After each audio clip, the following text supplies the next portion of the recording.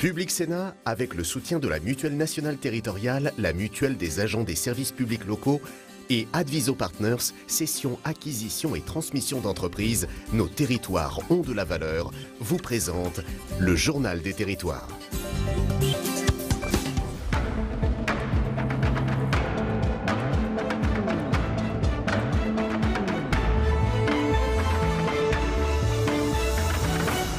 Bonjour à tous et bienvenue en ce vendredi dans notre émission avec la presse quotidienne régionale, les télés locales de France et le réseau Via Télévision, les Indés radios, 130 radios dans tout le territoire qui sont nos partenaires et avec TV5 Monde. 3 parties dans cette émission. Dans un instant, le JT des territoires que je vais vous présenter. L'invité sera Brice Lalonde, l'ancien ministre de l'Environnement. Il sera en direct sur ce plateau dans quelques minutes. Puis Territoire d'info, juste après la météo. Et l'invité politique ce matin, c'est Sophie Cluzel, une ministre, aujourd'hui invitée pour la journée internationale des femmes, des droits des femmes bien sûr, et c'est Sophie Cluzel, secrétaire d'État chargée des personnes handicapées, qui sera sur ce plateau. Enfin, troisième partie avec l'actualité parlementaire et politique. Tout de suite, on se retrouve pour le JT des territoires dans un tout petit instant.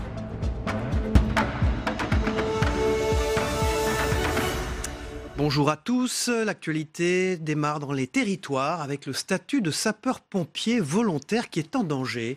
La journée, Franck est chef du pôle voirie à Argelès-sur-Mer et la nuit, il est sapeur-pompier volontaire. Une double vie qui pourrait bien s'arrêter avec l'apparition d'un arrêt rendu par la Cour de justice de l'Union européenne. Afin d'alerter la population sur cette directive, la présidente du département des Pyrénées-Orientales a lancé une pétition pour dénoncer cette situation. Les explications d'Alexis Martinez pour Via Occitanie, notre partenaire. Il y a combien de bosses on doit faire là? La journée, Franck Castel est chef du pôle voirie à Argelès-sur-Mer. Que là, tu vois, ça matelasse, il faut faire attention là-bas. Le soir venu, il part endosser une toute autre casquette. Tout le monde va rentrer, ça va être la fin de la journée. Et de là, j'ai ma deuxième journée qui va commencer. Je suis de garde ce soir au sapeur-pompier. Franck est capitaine pompier volontaire à la caserne d'Argelès-sur-Mer. Une passion pour le service public qu'il assouvit dans ses deux fonctions chaque jour. C'est surtout aider les gens et puis travailler moi j'adore travailler en équipe. Mais cette double vie pourrait bien s'arrêter pour Franck depuis l'apparition de l'arrêt Matzak, rendu par la Cour de justice de l'Union européenne. Une décision qui remet en question le statut des sapeurs-pompiers volontaires. Ils se verraient soumis au Code du travail. Ça serait très compliqué pour les centres d'incendie et de secours d'avoir une ressource en personnel si les sapeurs-pompiers volontaires demain ne peuvent plus intervenir à la suite d'une journée de travail. Ça serait tout notre modèle de sécurité civile qui serait remis en question. Afin d'alerter la population sur cette directive, la présidente du département des Pyrénées-Orientales a lancé une pétition pour dénoncer cette situation.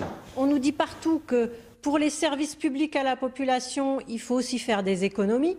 Eh bien là, on a un système qui est déjà économiquement intéressant et qui pour autant est efficace. Donc moi, je ne comprends pas comment on peut remettre en cause ce système qui convient finalement et à la population, c'est d'abord ça le plus important, et aux professionnels et volontaires qui interviennent. Cet engagement citoyen, il est plutôt à valoriser plutôt qu'à remettre en cause. En France, le système de secours repose sur 194 000 pompiers volontaires pour seulement 53 000 pompiers professionnels. Si vous souhaitez investir dans une entreprise, la ville n'est pas forcément l'unique solution. Les communes rurales attirent elles aussi les grandes entreprises. Implantée en Lorraine depuis une quarantaine d'années, l'entreprise familiale des laboratoires Marco Tullio s'est installée il y a quasiment un an dans cette petite commune. Une position stratégique pour ces marchés messins et nancéens et un effet immédiat pour les communes rurales, comme l'explique Anne-Sophie Gross pour Via Mirabel, notre partenaire.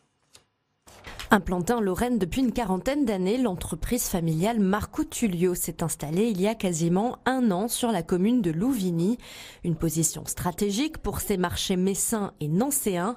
L'installation du laboratoire Marco Tullio dans cet ancien entrepôt de vin a d'ailleurs été accompagnée par Moselle Attractivité. Et cela montre que les communes rurales ont toutes leurs chances d'attirer de grandes entreprises. C'est véritablement un acteur de l'économie et de l'action publique départementale qui s'installe ici sur une zone à Louvigny, certes un peu éloignée des grands centres, mais qui donne un label à la Moselle aussi, ce label qualité Moselle qu'il porte avec fierté. Le service traiteur de Marco Tullio fonctionne à plein régime. 77 personnes y sont actuellement employées. Et si l'entreprise est déjà renommée en Lorraine, une nouvelle distinction vient de lui être donnée. Alain Marco Tullio, l'un de ses gérants, vient d'être élu président des traiteurs de France. Une belle reconnaissance du travail effectué. Aussi une fierté parce que reconnu par ses pairs, elle a totalement professionnelle. Il y a 36 adhérents labellisés, traiteurs de France, sur le territoire national. Ça implique de s'en occuper, d'avoir des nouvelles idées comme le gaspillage alimentaire, comme l'ISO dans nos entreprises, comme beaucoup de choses comme ça. Toujours avec un esprit humaniste, aider les autres. Et voilà, donc c'est une belle aventure. Et une belle aventure qui se dessine également pour l'entreprise puisque désormais Marco Tullio souhaite élargir sa gamme de produits avec la fabrication de pain et de plats en bocaux pour l'Allemagne. Direction les Vosges dans ce JT maintenant. La première légumerie-conserverie des Vosges arrive. Insertion sociale et développement des filières courtes sont au cœur de ce projet. La légumerie sera implantée sur le site revitalisé de Lactalis. Pour en savoir plus, regardez ce reportage signé Thierry Lasson et Anne Didier pour Via Vosges. Les machines sont opérationnelles et vont réellement commencer à fonctionner dès le début de la semaine prochaine avec l'arrivée des légumes. Il s'agit là de la toute première légumerie-conserverie des Vosges. Petit retour en arrière, elle est située sur le site de la société La Fromagère de Xertigny, filiale de Lactalis, fermée en 2012 et où ne reste plus de l'activité que la collecte du lait. Un endroit que l'association Les Amis d'ici, créée dans la foulée par la municipalité, la communauté de communes de l'époque et quelques bénévoles, voulait revitaliser. Une convention avait donc été signée entre Lactalis et l'association, cette dernière autorisée à sous-louer à 2 petits porteurs de projets cet endroit au potentiel certain. L'intérêt de ce site, c'était de ne pas le laisser partir à l'abandon et utiliser toutes les ressources qui sont très importantes, ne serait-ce qu'au niveau des bâtiments, avec beaucoup d'eau disponible. Il y a des sources chez Lactalis, une station d'épuration, bref, un capital économique à exploiter. La suite, on la connaît, les paniers de Nico, la bière artisanale La Golaille, une savonnerie, un food truck et un frigoriste s'y sont implantés. Et depuis décembre dernier, une champignonnière qui alimente déjà différents magasins de producteurs vosgiens en pleurote et shiitake. Et puis il y a donc cette légumerie-conserverie. On parle ici d'insertion sociale, les salariés sont en CDDI et de filières courtes. On va chercher les légumes chez les producteurs, des maraîchers locaux, bio ou conventionnels. Et puis ces légumes, on les amène ici, on les stocke et après on va les traiter. On va les éplucher, les couper, les laver, les essorer et les mettre en sachet. Puis après, on va les mettre dans une chambre froide de produits finis. Et après, ils vont repartir avec notre logistique transport dans les cuisines centrales en priorité, mais pas que. Il va y avoir d'autres clients. Quant à l'avenir du site, il semble tout tracé, ou presque. Comment la collectivité ou comment la SIC, qui pourrait être créée, la Société coopérative d'intérêt collectif, qui pourrait être créée avec l'ensemble des porteurs sur le site, vont pouvoir s'approprier plus définitivement ce site à terme, puisqu'à un moment donné, Lactalis a déjà dit qu'il souhaiterait à un moment donné s'en séparer. Mais ce n'est pas encore à l'heure du jour. Aujourd'hui, on est encore dans la location. Alors là, la beauté du champignon, on le voit quand même là. La légumerie espère écouler 80 tonnes de légumes dès sa première année d'exploitation. Dans ce JT, nous vous avons fait vivre les grands moments du Salon de l'Agriculture. Une des stars de ce salon a été la vache Pie-Noir. Sa particularité, c'est une race qui a failli disparaître au XXe siècle en Bretagne. Et un habitant de Plouidère, dans le Finistère, dont l'élevage n'est pas son métier, a réussi l'exploit d'être récompensé par les 2 premiers prix du jury. Regardez le reportage de notre partenaire, la chaîne TBO, la chaîne du groupe Le Télégramme en Bretagne. Après 15 heures de voyage, Irasta, Misdu et Moutique retrouvent l'herbe verte et l'air iodé du Finistère Nord. Elles sont contentes, je pense aussi contentes que nous, d'avoir un petit peu d'air frais, ça fait plaisir à tout le monde, aux vaches autant qu'à nous. Ces 3 vaches Pie-Noires viennent de passer 10 jours au Salon international de l'agriculture à Paris. Moutique et Irasta ont raflé 2 premiers prix au concours général agricole dans la catégorie Jeunes Vaches. Augustin élève ses animaux pour le plaisir. D'ordinaire, il est chauffeur-livreur, passionné par cette race emblématique de la Bretagne. On arrive quand même à 2500 mères qui existent en France maintenant. Donc c'est une petite race qui se contente de peu de nourriture, et soit des friches, des terrains pauvres, des prairies, étant donné qu'elles ont un petit gabarit. elle n'escane pas trop les prairies. Alain, lui, a reçu un 3e prix avec Mise Du. Il développe l'élevage en plus de son activité de maraîchage bio et la pinoire lui rend bien service. L'intérêt pour moi d'avoir de la bretonne pinoire, comme disait Augustin, donc c'est de valoriser des prairies et des terrains pauvres. Et pour moi, dans le cadre de mon travail de maraîcher, c'était aussi de produire du fumier. Pour les 2 amis, les prix obtenus au concours général agricole sont encourageants. Les veaux d'Irasta, Moutique et Mise Du sont déjà attendus impatiemment par quelques éleveurs de l'Ouest. Voilà, on continue ce JT des territoires. Dans un instant après la revue des unes de la presse quotidienne régionale, c'est Brice Lalonde, l'ancien ministre de l'Environnement, qui est l'invité d'Un homme, un territoire, notre rubrique. Dans un instant, c'est la une de la presse quotidienne régionale. À tout de suite. Bonjour Saveria, on démarre avec la une du Parisien aujourd'hui en France et c'est Marlène Schiappa et la PMA pour toutes. Il n'y aura pas de report des débats sur la PMA pour toutes. La PMA, la procréation médicalement assistée pour toutes sera mise à l'agenda parlementaire avant cet été. Déclaration ce matin de Marlène Schiappa dans une interview donc au Parisien. La parole qui compte est celle du président de l'Assemblée nationale, Richard Ferrand. C'est lui qui a la main sur le calendrier parlementaire. Il tiendra cet engagement du président de la République, ajoute la secrétaire d'État à l'égalité femmes-hommes. Et à la une de La Voix du Nord, être une femme en 2019, aujourd'hui, journée internationale des droits des femmes.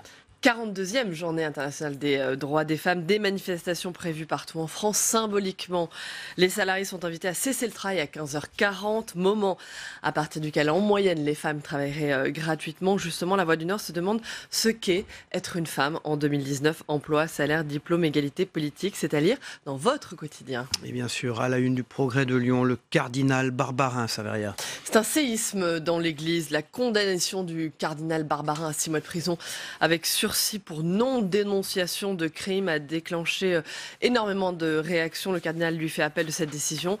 Il va remettre sa démission au pape. Comment réagissent les paroissiens? À lire donc dans le Progrès ce matin.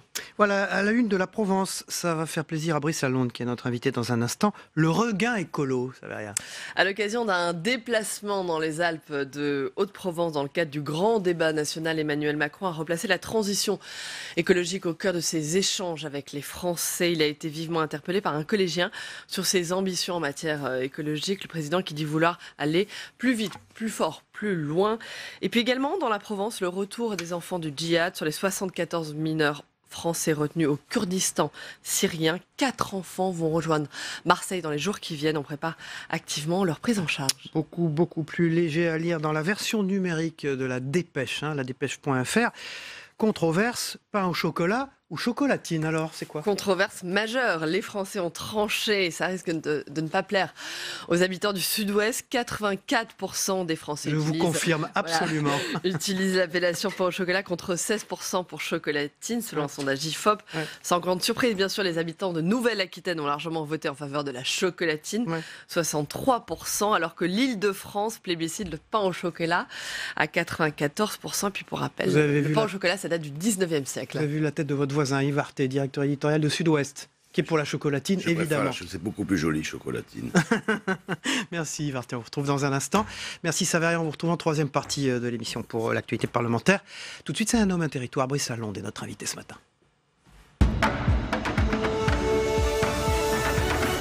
Bonjour Brice Lalonde, merci d'être présent sur ce plateau avec nous ce matin. Vous êtes cofondateur des Amis de la Terre, directeur de campagne de René Dumont, qui était le premier candidat écologiste à la présidentielle de 74, candidat vous-même à l'élection présidentielle de 81. Vous êtes fondateur avec Jean-Louis Borloo de Génération Écologie. Vous avez été ministre de l'Environnement, secrétaire d'État, ministre délégué, notamment des gouvernements Rocard, et puis ambassadeur chargé du changement climatique. Bref, vous êtes un écologiste véritable. Vous êtes président de l'Académie de l'eau et vous êtes aussi un amoureux de la Bretagne. On en parlera évidemment.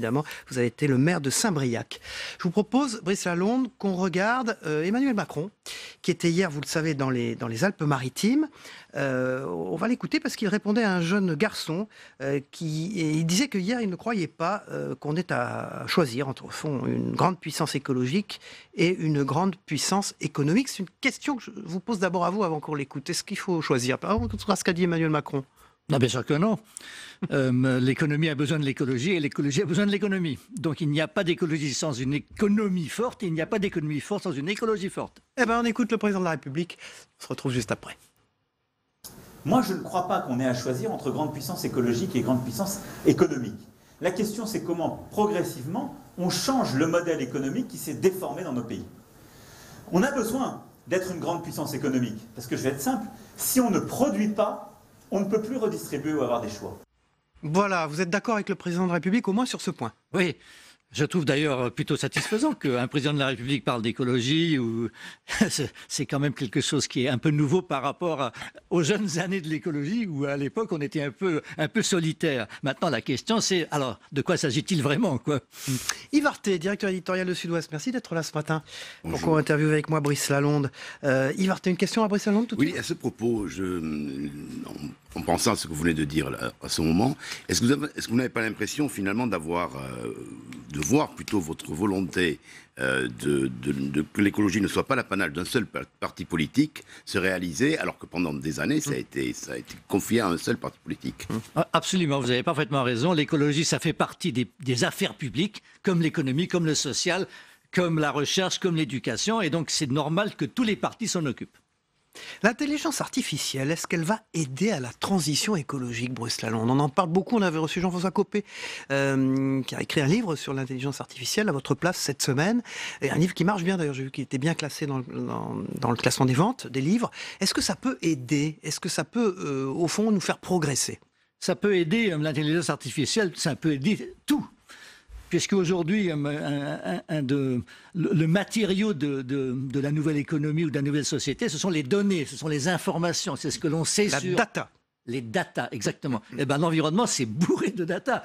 Et maintenant, on est obligé de faire ça avec des satellites et tout. Et donc, comment est-ce qu'on met tout ça en ordre? Comment est-ce qu'on peut économiser et ne pas passer un temps fou dans des paperasses, etc. Ben, c'est l'intelligence artificielle. Maintenant, il faut s'en servir bien. La prestation du président de la République, donc hier, notamment devant des jeunes, avec évidemment des revendications et dans leur langage qu'ont les jeunes, c'est quelque chose que vous trouvez normal que le président soit au contact comme ça, réponde aux questions. Ça ressemblait un peu, ça faisait entre guillemets un peu à école des fans, hein, c'est-à-dire comment vous avez apprécié ça, vous qui avez été ministre de François Mitterrand par exemple? On est loin de cette époque-là. Je pense qu'il y a un moment où le président s'arrêtera, ou doit s'arrêter quand même.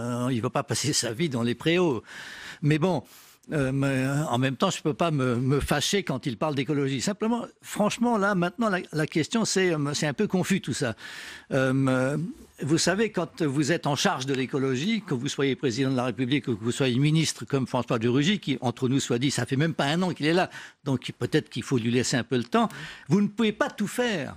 Et là, j'avais l'impression un peu qu'on se noyait dans des tas de petits détails et on manquait l'essentiel. C'est quoi le programme exactement? Et si on parle de transition, ça veut dire qu'on a une idée de l'endroit où on veut arriver. On a une idée de l'objectif. Et ça, malheureusement, je ne vois nulle part l'objectif. Je vois une grande confusion. Je vois beaucoup de gens qui disent des choses différentes. Il y a des gens qui disent « Ah, il faut consommer 2 fois moins ». Il y a des gens qui disent « Il faut qu'il y ait des renouvelables partout ». Il y a des gens qui disent des choses très, très différentes, si vous voulez. Bon, donc, moi, je m'inquiète un petit peu de ça. D'autant plus que, entre nous soit dit, ce sont les États-Unis, la Chine et un certain nombre de pays en développement qui sont responsables de la crise écologique planétaire. Et donc, ce n'est pas la peine d'aller faire des sit-ins devant le ministère de l'Environnement français. Il faut d'abord faire des sit-ins devant l'ambassade des États-Unis ou ailleurs. Et donc, si vous voulez, à un moment donné, la priorité, c'est quoi? Eh bien, c'est l'adaptation au changement climatique parce que malheureusement, on ne peut pas l'arrêter pour l'instant. Et ce n'est pas la France seule qui va y parvenir. C'est ça, que vous disiez ça, car vous êtes le cousin germain et vous avez été élevé avec John Kerry, l'ancien secrétaire d'État américain. Donc, il serait content de vous entendre dire qu'il faut aller faire des sittings devant l'ambassade américaine. Eh bien, je peux vous dire qu'il fait partie des opposants à M. Trump. John Kerry, comme beaucoup de démocrates, est persuadé de la réalité du changement climatique. Et si je peux vous donner un petit secret, M. Trump, c'est plutôt un climato-cynique qu'un climato-sceptique. Vous savez, quand on est devant le changement climatique, ou bien il y a une coopération internationale, ou bien c'est chacun pour soi. Et M. Trump, c'est chacun pour soi, malheureusement. On a vu une photo de John Kerry, là, il est en Bretagne, c'est ça? Mais oui, il est en Bretagne, et je pense même qu'il est à côté de la mairie. de Saint-Briac. C'est exactement ça. Bravo, me dit Alexandra Tirli. Oui, Brice Lalonde, vous avez commencé votre carrière d'une certaine manière en dirigeant la campagne présidentielle du premier candidat écologique, qui était Don René Dumont, comme Cyril l'a rappelé tout à l'heure. Il avait stupéfait la France en montrant un verre d'eau et en disant qu'un jour on se battrait pour boire de l'eau. Aujourd'hui, c'est le cas. Vous vous intéressez à l'eau. Pour vous, aujourd'hui, quelle est la situation la plus dangereuse concernant la planète par rapport à cette ressource naturelle qui est l'eau? Vous êtes président de l'Académie de l'eau, d'ailleurs. Oui. Eh ben, c'est très simple. Il y a de plus en plus de monde sur Terre, mais il n'y a pas plus d'eau. Et donc, la quantité d'eau par humain diminue. Et vous avez déjà 2 milliards de personnes sur cette planète qui sont en état de stress. Il n'y a pas assez d'eau.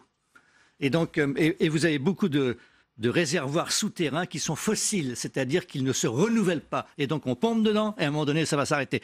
Donc oui, la situation de l'eau est une situation extrêmement préoccupante. Il va falloir s'en occuper davantage qu'on ne le fait aujourd'hui. Votre terre d'élection, vous avez été maire de Saint-Briac et vous êtes un amoureux de la Bretagne. On pourrait classer comment la Bretagne parmi les autres régions françaises? Elle reste très écologique. C'est un endroit où il faut bon vivre, on le sait, mais elle a des problèmes de ce point de vue-là ou pas? C'est tellement bon, on voit des images d'ailleurs. La Bretagne, c'est un endroit absolument magnifique, avec des Bretons surtout qui sont magnifiques et qui sont extrêmement entreprenants. Alors le côté entreprenant des Bretons, ça avait conduit d'abord à faire quelques erreurs dans l'agriculture un peu intensive. On mettait des tas de produits, des tas d'engrais, etc. Et à la fin, ces engrais se retrouvaient sur les côtes avec des algues vertes et tout ça. Mais maintenant, c'est aussi le champion de l'agriculture biologique, la Bretagne. Et donc, c'est en train de se transformer profondément.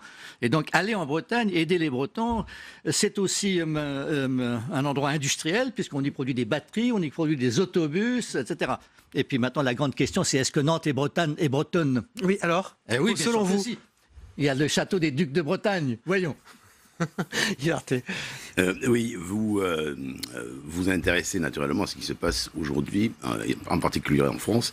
Selon vous, l'un des grands dangers qui nous menacent, ça va être le changement climatique. Mais au-delà du changement climatique, c'est comment s'y adapter. Est-ce que vous pensez qu'il arrivera plus vite que prévu? Est-ce que vous pensez que nous serons obligés d'inventer ou de nouvelles essences ou de nouvelles espèces, ou pour ce qui concerne la région bordelaise, par exemple, de nouveaux cépages? Ou est-ce que vous pensez que ça pourra s'étaler davantage dans le temps? Et en même temps, vous regardez ces images avec nous, Brice Lalonde, ça va rester tout ça? Alors la mer monte inexorablement, et elle continuera à monter inexorablement, parce que le gaz carbonique qu'on envoie dans l'air quand on brûle du charbon, du pétrole ou du gaz naturel va rester à peu près 1000 ans. Une partie va rester 1000 ans. Donc si vous voulez, ça va continuer. Bon, alors donc ce sont plutôt nos enfants ou nos petits-enfants, mais déjà aujourd'hui, vous avez des villes au bord de la mer où par marée haute, ou surtout quand il y a mauvais temps et qu'il y a une tempête et du vent, c'est sous l'eau. Vous avez ça aux États-Unis, d'ailleurs, c'est assez frappant, Miami, etc. Donc oui, c'est préoccupant. En France, avec le changement climatique, on va avoir peut-être quelque chose comme 30% moins d'eau dans les rivières, parce que ça va s'assécher de plus en plus, et donc on a des sécheresses. Et puis tout d'un coup, on a des pluies diluviennes qui nous tombent dessus à cause de cette évaporation, dans des endroits où on n'est pas du tout au courant, où on ne sait pas comment faire. Moi, ce qui me fait le plus peur aussi, ce sont les incendies de forêt.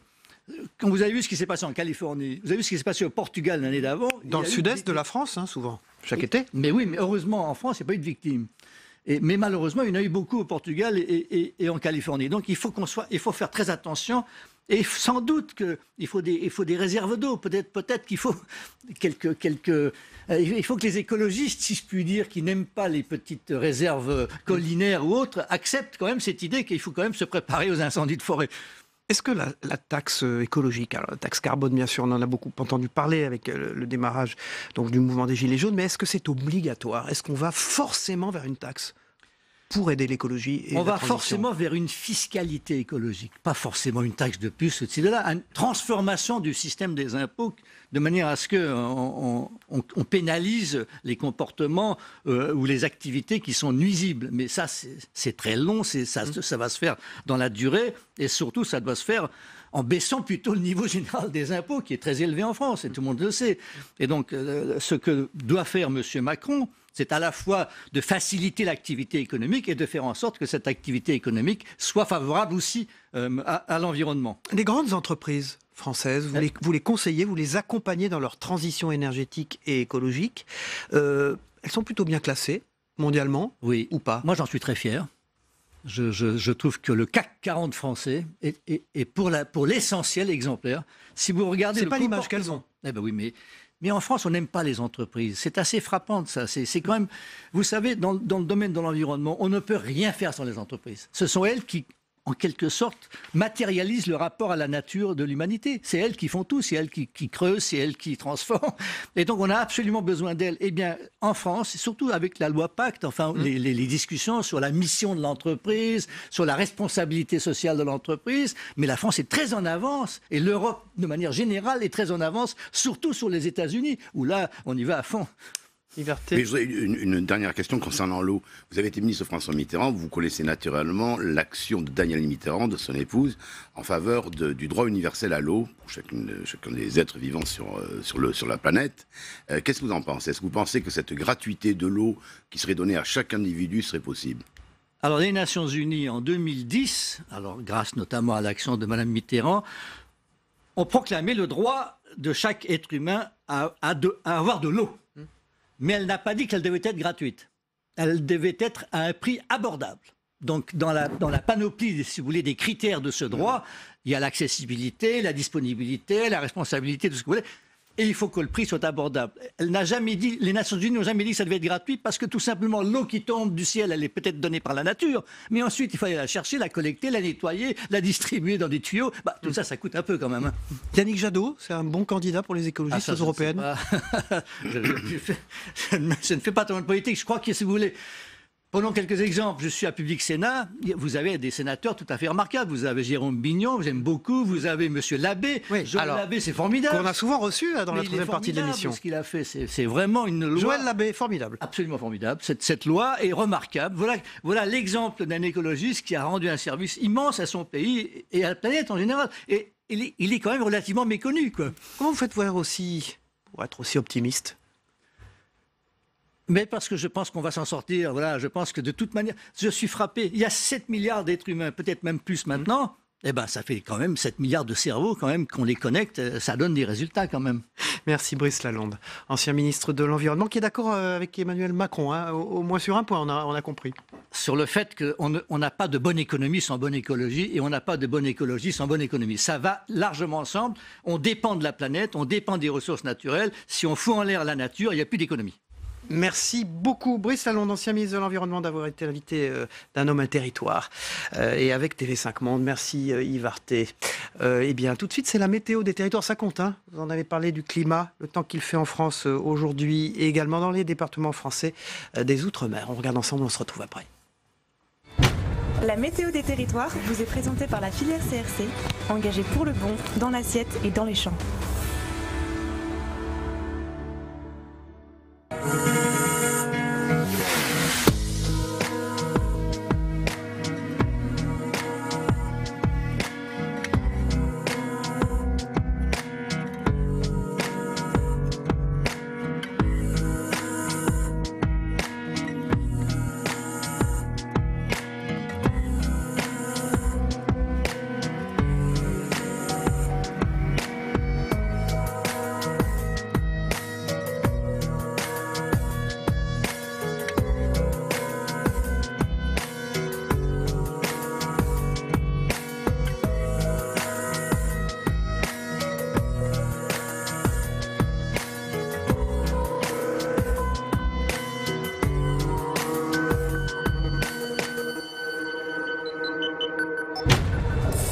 C'était la météo des territoires avec la filière CRC, engagée pour le bon, dans l'assiette et dans les champs.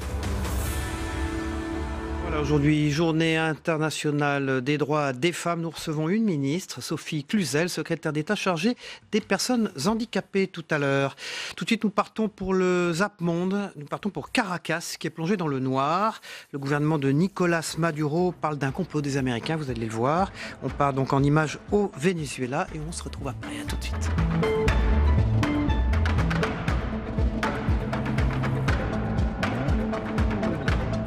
Public Sénat, avec le soutien de la Mutuelle nationale territoriale, la Mutuelle des agents des services publics locaux et Adviso Partners, cession, acquisition et transmission d'entreprises, nos territoires ont de la valeur, vous ont présenté le Journal des territoires.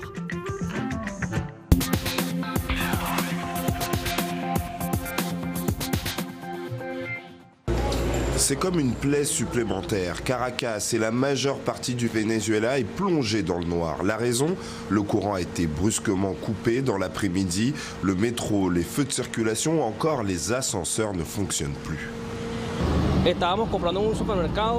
On faisait les courses au supermarché et ils nous ont dit que nous devions partir parce que les employés là-bas avaient aussi des problèmes. Ce pays, c'est pratiquement devenu un désastre.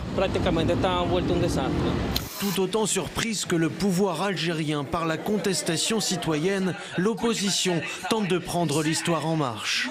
Mais comment faire après les décennies de verrouillage politique? Le 5e mandat d'Abdelaziz Bouteflika, eux non plus n'en veulent pas. Les avocats évoquent l'irrecevabilité de sa candidature. De Constantine jusqu'à Alger, où ils étaient 1 millier à se rassembler ce jeudi, ils ont demandé au Conseil constitutionnel d'assumer ses responsabilités.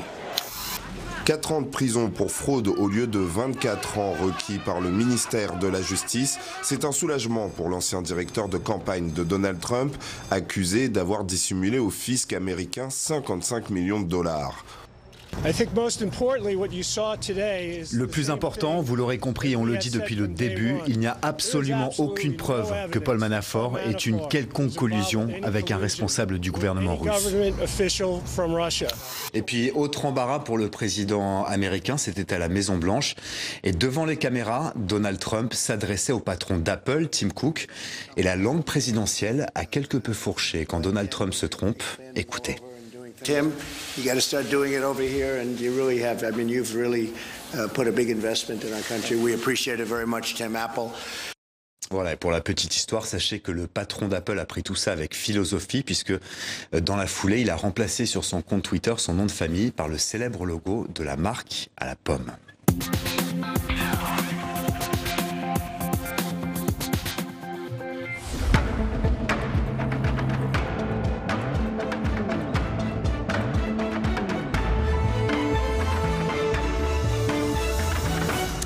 Deuxième partie.